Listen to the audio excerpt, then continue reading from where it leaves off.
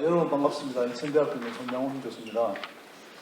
사실 저는 오늘 이 자리에 오면서 무슨 말씀을 드려야 될까 이렇게 여러 가지 생각이 참 많았었습니다. 그동안 에너지 하는 사람으로서 저는 원자력 하는 사람은 아닙니다. 경제학을 하고 있습니다. 에너지 하는 사람으로서 어디 가서 탄론전하면 안 됩니다. 원전이 이렇게 중요합니다. 이런 얘기만 하면 먹고 살 수 있었습니다.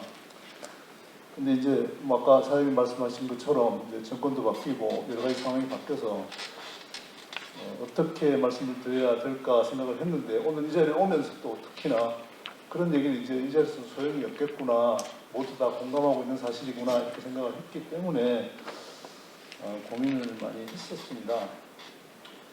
근데 은재호 박사님의 그 발표에 대해서 이렇게 토론하는 걸 이렇게 들으면서 우리가 이런 어떤 탈원전 반대 운동을 한다든가 그동안 우리가 탈원전이 진행되면서 너무나 많은 사람들이 고생을 했고 또 자존심도 상했고 어쩌면 트라우마에 갇혀 있는 게 아닌가 하는 생각이 들 정도로 상당히 충격적이었습니다. 제 기조 강연 시간에 거의 대부분을 사실은 질문으로 다 소진을 했었습니다. 그분들만큼은 아니겠지만 탈원전 반대 운동을 온몸으로 나선 분들만큼은 아니겠지만 저도 그 이념이라는 것이 이 과학과 계산의 영역을 마구 넘나들면서 유린하는 걸 너무나 이렇게 보았고 분노했었습니다. 우리가 과학적으로 이게 과연 가능한 일인가?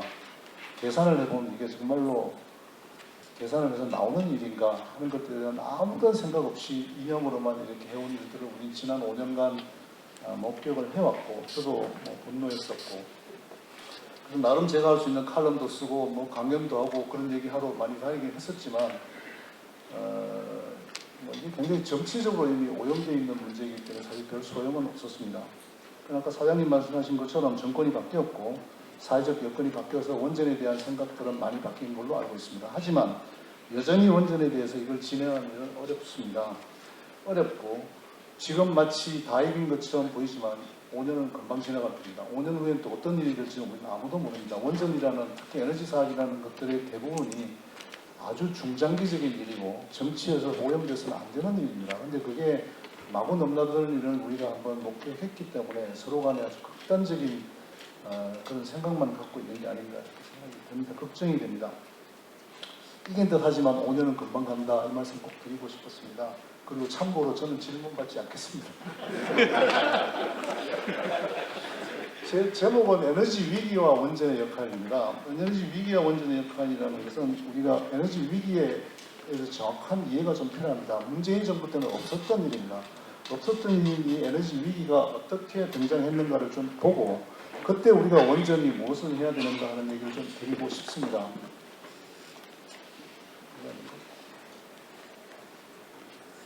다음 페이지가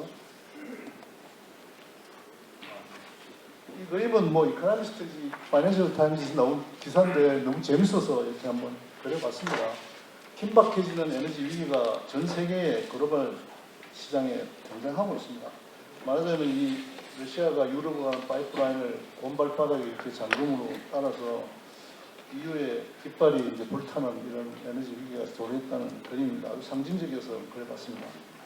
급등하는 에너지 가격을 좀 주목할 필요가 있습니다. 잘 아시는 바와 같이 코비드를 극복하는 과정에서 에너지 가격이 빠른 속도로 상승을 했고 이 그림에서 보시는 것처럼 이게 브렌트 스팟 프라이스가 US 달러로 이렇게 나온 그림인데 거의 코비드가 처음 봤을 때 2020년 3월에서부터 그대로 올라가서 한때는 120불까지 갔다가 지금은 한 85불 정도에 와 있는 상황입니다.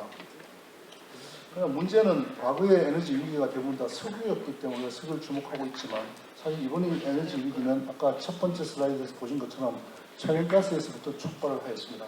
이게 유럽의 더치 TTF 가격인데 TTF 가격이 원래는 MMBTU당 2불, 3불 이렇게 했었습니다. 그게 정상적인 상황입니다. 말하자면 2020년 이전의 그림을 보면 항상 그래 왔었습니다. 그게 4번의 아주 엄청난 충격이 왔습니다. 첫 번째 것은 북해의 풍력이 제대로 가동되지 않아서 이겁니다. 풍력이 가동되지 않아서 한번 뛰었고요. 그다음에는 이 러시아가 우리가 좀 비축을 좀 해야겠다 그러고 잠깐 장군 사이에 3불씩 하는 게 50불로 뛰었고요. 그다음에 그 우크라이나 전쟁이 일어나면서 70불로 뛰었고 최종적으로 지난 8월에 가스 파이프라인을 러시아에서 잠그면서 90불까지 뛴 겁니다. 마지막 3불 하던 물건이 갑자기 30불, 50불, 70불, 90불로 뛰었고 지금은 다시 내려와서 비축이 거의 끝나고 아직 겨울이 오지 않았기 때문에 30불대에 와 있습니다. 이건 엄청난 충격입니다. 마지막 우리가 어떤 에너지라는 게 굉장히 유틸리티 사업이고 그다음에 굉장히 장기적이며 안정적인 사업이어야 되는데 가격이 이렇게 되는 일이 발생한 겁니다. 근데 이건 지난 5월에 브룸버그가 만든 자료인데 유럽의 이제 좌측 것은 전기 가격이고 오른쪽 것은 가스 가격입니다. 말하자면 그 전에 어떤 가격대에서 가스 가격과 전기가 움직였냐 하는 것에 비해서 5월에는 이미 엄청난 폭으로 전기가 있고 가스 가격이 오르기 시작했습니다. 우리는 그 가격을 제대로 받지 못하고 있지만 사실은 유럽은 그렇게 해왔죠. 그래서 지난 5월에 피크 포인트를 보시면 전기의 경우에는 450불 정도에 있고 가스의 경우에는 뭐 70불인가요? 이렇게 나와 있습니다. 근데 불과 석 달 후인 그 8월이 되면 그것은 아무것도 아니었다 이렇게 얘기할 수 있습니다. 말하자면 석 달 후에는 무려 아까 500불이었던 전기가는 1000불로 그 다음에 아까 한 40~50불이었던 전기가스는 MMBTU 기준으로 따지면 90불까지 올라가는 엄청난 일이 벌어지게 된 겁니다. 이게 바로 에너지 가격의 폭등의 현실이고 그게 우리가 맞닥뜨리고 있는 에너지 위기의 본질입니다. 왜 그런 일이 있었느냐에 대해서 우리가 많이 우크라이나와 러시아의 전쟁을 주목하고 있지만 사실은 그 더 원천적으로 에너지는 언더인베스트먼트 문제가 굉장히 오랫동안 심각했었습니다. 이게 말하자면 우리가 EMP라든가 에너지와 관련된 커파시티에 투자하고 있는 액수의 그림을 보여주고 있는데 2015년까지 아주 견조하게 성장해오던 에너지와 관련된 투자가 에너지 가격이 내려가면서 갑자기 떨어졌고 그다음에 코비드-19을 맞이하면서 더 떨어져 있는 상황에 지금 우리는 맞이하고 있습니다. 이 사각형이 현재 우리가 에너지 공급 능력이 극도로 위축된 상태라는 걸 우리에게 보여주는 겁니다. 거기에는 물론 에너지 EMP라든가 석탄이라든가 천가스 커패시티라든가 뭐 수송선이라든가 우리가 하고 있는 탈론전 같은 것들이 다 포함되어서 에너지를 우리가 공급하고자 하는 어떤 사회적인 어떤 인베스트먼트가 우리가 흔히 말하기 좋아하는 ESG나 탄소 중립과 같은 것들 때문에 전 세계적으로 아주 굉장히 위축된 상황이다 이렇게 얘기할 수 있습니다. 비슷한 그림이지만 이건 미국의 S&P의 1200개 기업의 상대로 만든 그림인데 이 투자비도 역시 마찬가지로 견조하게 올라가다 2015년부터 내려가기 시작을 해서 공급 능력은 이렇게 뚝 떨어져 있습니다. 그러나 수요는 이렇게 갈색선으로 표현된 수요는 거침없이 올라가 있고 코비드-19로 일시적으로 내려갔지만 여전히 올라가 있다는 겁니다. 즉 우리는 이 사각형, 이 렉탱글라의 이 모양이 적분을 하면 상당한 양이 되는데 그게 현재 에너지 시장에 미치고 있기 때문에 현재 이와 같은 일들이 벌어지는 것이고 우크라이나와 러시아의 전쟁은 어쩌면 그게 일부에 불과한 단초적인 일이며 그것으로 인하여 우리가 인식하게 되었다는 것을 생각해 봐야 되지 않겠나 이렇게 생각을 합니다. 저는 에너지의 지정학적인 급변과 탄소 중립의 조용한 퇴장이 시작되고 있다고 생각을 합니다. 많은 나라들이 호기롭게 탄소 중립을 선언하고 그린 에너지 시대를 설계했지만 생각한다고 되지 않았습니다. 말하자면 신재생 에너지는 생각처럼 늘지 않았고 에너지 가격은 급등을 했으며 에너지 수요는 그대로 전혀 줄지 않은 상태로 갔다는 겁니다. 우리가 실제로 에너지 전환을 하려면 에너지 수요를 줄이는 노력을 해야 합니다. 에너지 수요를 줄이려면 가격이 올라가야 되고 세금 제도를 완비해야 됩니다. 세계 어느 나라도 가격이 올라가고 세제를 완비하는 것보다 오히려 에너지 공급을 바꿈으로써 에너지의 전환을 뺐기 때문에 우리가 지난 몇 년 동안 해왔던 에너지 전환이라든가 탄소 중립은 대부분 다 실패하는 결과를 가져오게 되었다 이렇게 생각할 수 있습니다. 에너지 전환에 대한 시도는 글로벌 대세이긴 하지만 지금 너무 짧은 시간에 진행되었기 때문에 사실은 현재까지 봐서는 거의 실패에 가까운 게 아닌가 이렇게 저는 판단을 합니다. 보다도 심각한 것은 우리가 한전의 문제입니다. 사실 이 슬라이드를 만든 건 꽤 전의 일인데 우리 강지열 부총장님께서 하도 빨리 이걸 달라고 하는 바람에 아직 업데이트를 잘 못했습니다만 이게 한 몇 달 전에 우리가 봤던 한국전력의 영업이익의 추이입니다. 말하자면 한국전력은 지금까지 아주 2008년 금융위기 때 한 2조 9천억 정도의 적자가 났었고 그 위에는 적자라는 게 없는 회사였었습니다. 근데 작년에는 5조 8,600억이 적자가 났었고요. 우리가 상반기에는 원래 아마 20조 정도 적자가 나지 않을까 이렇게 생각했습니다. 그러나 거침없이 적자가 더 늘어나서 지금 그 원래 적자 폭은 30조를 넘어갈 것이고 심지어는 40조에 육박할 것이라고 지금 판단하고 있습니다. 근데 우리가 에너지 가격을 올리지 않고 전기요금을 올리지 않고 한전이 이것을 그대로 덮어쓰는 형태의 전력시장 운영을 하면서 아주 심각한 문제가 지금 발생하고 있습니다. 우리 이건 전력시장의 문제인 것처럼 보이지만 사실은 이미 이건 금융시장의 문제로 이전을 하였습니다. 최근에 레고랜드 사태에 2천억의 PF의 파동이 있으면서 우리나라 채권시장이 엄청나게 흔들리는 일이 있었습니다. 근데 왜 그 일이 불과 2천억이 어떻게 우리나라의 채권시장을 그렇게 움직였느냐 하는 의문의 뒤에는 한전이 있습니다. 한전채가 엄청나게 발행이 되었습니다. 우리나라 채권시장에서 회사채 시장의 규모에서 봤을 때 한전이 현재 빌려가는 돈은 어쩌면 작은 연못에 고래가 한 마리 들어가서 다 빨아들인 것 똑같습니다. 한전이라는 초우량 기업이 AAA의 기업이 6%에 가까운 이자를 주고 채권을 발행하게 되면 다른 모든 회사들은 채권을 발행할 수가 없습니다. 심지어는 모든 회사들은 채권이라는 게 단기적인 물건이기 때문에 채권을 발행을 하고 또 만기가 들어오면 갚고 롤업을 계속해야 됩니다. 그런데 채권이 발행이 안 되게 되면 아주 단기 금융시장은 극도의 위기에 오게 됩니다. 지금 우리나라의 기재부나 뭐 관련된 이런 한국은행 같은 기관에서는 최대 이슈는 단기 자금시장의 문제입니다. 한전은 지금 어떤 실정이 있는가 잘 아시는 바와 같이 한전은 S&P로 어제도 평균 260원 정도의 전기료를 삽니다. 발전사로. 그런 다음에 그걸 120원에 팝니다. 1kWh를 팔 때마다 뭐 쉽게 얘기하면 140원의 적자가 나는 겁니다. 한전은 연간 매출이 70조 원입니다. 한전의 연간 매출이 70조 원에 육박한다는 얘기는 하루에 거래되는 전기의 양이 2천억 원입니다. 2천억 원인데 반의 결손이 나면 어떻게 되는가 하면요. 한전은 발전사들에게 2천억을 나눠줘야 됩니다. 한수원을 포함한 모든 회사들에게 2천억을 나눠줘야 되는데 전기요금으로 들어온 돈은 하루에 1,000억밖에 안 됩니다. 뭐 대충 얘기하면. 그럼 1,000억은 어디서 구해와야 됩니다. 그 1,000억을 지금 채권시장에서 구해온 겁니다. 우리나라 채권시장에서 한전이 발행한 채권의 최근 한 달 동안 기록을 보면 기절할 만합니다. 거의 매일 혹은 이틀에 한 번씩 채권을 발행을 했고 채권을 하루에 거의 1,000억 단위로 발행을 하고 있습니다. 하루에 1,000억을 채권시장에 조달을 한 다음에 그것을 전기요금으로 받은 1,000억과 합쳐서 소비자로 받은 1,000억 합쳐서 발전사에 주고 있는 실정입니다. 하루에 1,000억씩 적자가 나는 한전이 우리나라 채권시장을 지금 교란하고 있기 때문에 사실 연말까지 어떤 일이 일어날지도 모르겠다 할 정도로 심각합니다. 그런데 문제는 이게 앞으로도 오랫동안 계속될 거라는 겁니다. 천연가스 가격은 내려갈 가능성이 거의 없고 우리나라의 플랜트 믹스의 구조는 그대로입니다.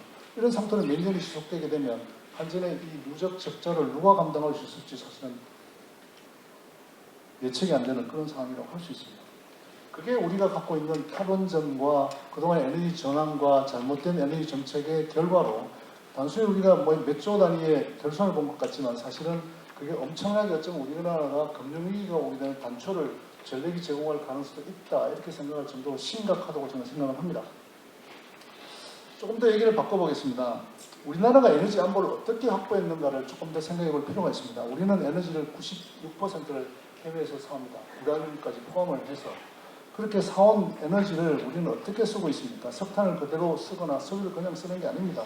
우리는 그것을 우리의 기술과 결합을 해서 쓰는 겁니다. 말하자면 발전소를 만들고 정유회사를 만들고 그 다음에 가스와 관련된 도시가스 파이프라인을 가지고 그 에너지를 쓰는 겁니다. 말하자면 에너지는 기술과의 결합으로 우리는 에너지 안보를 만들어 왔고 에너지가 하나도 나지 않지만 우리는 그 기술과의 결합을 통하여 에너지를 비교적 싸게 지금까지 우리 산업에 공급을 해온 그런 나라다 이렇게 얘기할 수 있습니다. 말하자면 우리는 그동안에 여기 그림에 나오고 있는 것처럼 원전의 설비들을 만들어 왔고 그 다음에 그와 관련된 많은 산업체를 만들어서 이걸 수출하면서 우리의 에너지 산업에 우리의 에너지가 모자라는 문제를 해결해 온 나라다는 걸 정확하게 인식할 필요가 있습니다. 에너지는 에너지만 쓰는 게 아니라 기술과 결합해서 어떤 산업을 통해서 쓰고 있다는 걸 생각을 해볼 필요가 있습니다. 쉽게 얘기하면 에너지는 뭐 이 자리에 계신 분들이 더 잘 아시겠지만 우리는 에너지를 그냥 쓰는 게 아니라 물을 끓여서 그것으로 터빈을 돌려서 전기를 생산합니다. 원전과 석탄은 물을 끓여서 하는 것이고 가스는 가스 터바인을 돌려야 됩니다. 원전과 석탄이 다루는 스팀 터바인은 건전기의 온도가 300도 조금 넘지만 가스 터바인은 1200도가 넘습니다. 300도짜리 물건이 움직이는 것에 기계적 장치와 1200도짜리가 움직이는 데 기계적 장치는 전혀 다릅니다. 우리나라는 가스 터바인은 뭐 두산에서 열심히 애를 쓰고 있지만 아직 잘 못 만듭니다. 반면에 우리는 원전과 석탄 발전소를 만드는 스팀 터바인이나 발전기 제너레이터나 그와 관련된 모든 설비를 스스로 만들 수 있고 세계 어느 나라보다 싸게 만들었기 때문에 우리가 에너지를 그동안 안보를 확보할 수 있었다 이렇게 생각합니다. 그런데 쉽게 얘기하면 원전과 석탄에서 보다 더 비싼 천연가스와 신재생으로 넘어갔을 때 우리 지금까지 우리를 서포트 해오던 그런 어떤 산업, 기술의 영역을 잃게 된다는 것을 우리가 잊어서는 안 됩니다. 그건 쉽게 하루아침에 변할 수 있는 게 아니라고 저는 생각을 합니다. 더 나아가서 연료비를 생각해보면 더욱더 그렇습니다. 우리가 쓰고 있는 원전과 석탄과 천연가스를 1kWh 만들 때 우리는 연료를 얼마나 쓰고 나머지는 뭐 발전 설비라든가 인건비라든가 투자비라든가 이런 것들을 다 합친 것이라고 했을 때 이 그림에서 보시는 것처럼 원전은 약 8%를 에너지 연료원으로 쓰는 것이고 나머지 92%는 원전 설비에 대한 투자라든가 인건비들이 감당하는 겁니다. 그런 식으로 따지면 석탄은 반반 정도 되고요. 천연가스는 4분의 1과 4분의 3으로 나눌 수 있게 25%, 75%의 비율로 우리가 연료와 연료 아닌 것 이렇게 되어 있습니다. 연료는 우리가 다 해외에서 사와야 합니다. 그러나 연료 아닌 것들은 대부분 다가 우리 스스로가 만든 것이거나 우리 인력이 들어가거나 우리 기술이 들어가는 것이다 이렇게 얘기할 수 있습니다. 그런데 에너지 위기에 왜 우리가 어떤 에너지원을 선택해야 되는가에 대해서 명백합니다. 에너지 위기는 주로 에너지 연료에서 오는 겁니다. 천연가스든 석탄이든 석유든 여기서 오는 에너지 위기를 극복하는 유일한 방법은 우리 스스로가 얼마나 해칭을 할 수 있느냐 문제입니다. 해칭하는 문제에 있어서 어떤 설비가 과연 더 유리한가에 있어서 너무나 명백합니다. 이 그림에서 보시는 것처럼 실제로 우리가 갖고 있는 기술이나 우리가 갖고 있는 설비나 우리가 갖고 있는 투자비로 우리가 할 수 있는 영역이 많은 부분은 에너지 위기에 비교적 안전합니다. 그러나 만약에 우리가 에너지 위기가 왔을 때 그 연료비의 비중이 높고 그 나머지 푸른색 부분이 적은 것들은 굉장히 취약하게 됩니다. 그런데 우리가 지난 5년간 탈원전을 하면서 천연가스 비중이 많이 올랐고 그것이 지금 우리가 지금 겪고 있고 앞으로 더 심하게 겪을 혹은 지금 한전에 이런 심각한 문제를 일으키고 있는 것들의 어떤 핵심적인 상황이 아닌가 이렇게 생각합니다. 그런 면에서 본다면 문재인 정부 때 있지 않았던 에너지 위기라는 것이 우리 앞에 괴물처럼 다가왔는데 그 괴물이 다가왔을 때 우리가 할 수 있는 유일한 것도 사실은 어떤 전원을 택하느냐 하는 것에 대한 우리의 의사결정의 합리적인 선택에 달려있는 문제다 하는 것들을 꼭 얘기하고 싶었습니다. 그러나 잘 아시는 바와 같이 새로운 정부가 바뀌었지만 이것들은 결코 쉬운 일이 아닙니다. 말하자면 금방 쉽게 모든 걸 다 바꿀 수 있는 것처럼 생각하지만 사실은 그 모든 것들은 법과 기존의 무수히 막아가는 이 말뚝에 의하여 결국은 지배되고 있기 때문에 빠른 속도로 속 시원에 해결되지 않고 많은 분들이 여기에 대해서 굉장히 불안함과 불만을 갖고 있으리라고 저도 생각을 합니다. 그러나 그럼에도 불구하고 이것들을 차근차근 해나가는 일들을 빨리 하지 않으면 우리는 쉽게 또 5년의 시간이 지날 것이고 또 다른 어떤 파도를 맞이할지도 모른다는 생각을 하고 있습니다. 저는 어쨌든 제가 이 안경을 잘못 끼고 나서 사실 글이 잘 안 보여서 말을 잘 못하고 있는데 하여튼 최선을 다해보겠습니다. 어쨌든 다시 에너지 안보로 갈 수밖에 없다고 생각합니다. 우리가 지금 현재 에너지 위기상에서 어떻게 이 문제를 해결하는가에 있어서 에너지 안보를 다시 어떻게 하면 에너지 안보를 더 확보할 수 있겠는가로 문제를 해결할 수밖에 없고 우리가 지금 매우 취약한 모습이고 역시 우리는 또다시 우리가 전통적으로 해왔던 원전과 석탄의 상당한 비중을 올려서 이 문제를 해결하지 않으면 이 작금에 일어나고 있는 이 심각한 문제, 전 세계적인 글로벌 에너지 시장의 위기, 우리가 갖고 있는 한전의 위기, 보다는 더 나아가서 아마 한전이 지금 한전차로 관련 문제를 일으키고 있는 우리나라 금융시장의 위기 모든 것들을 해결하는 데도 역시 이런 에너지 안보에 대한 어떤 근본적인 생각이 중요하지 않나 이렇게 생각을 합니다. 시간이 많이 제약되어 있어서 이걸로 마치겠습니다. 고맙습니다.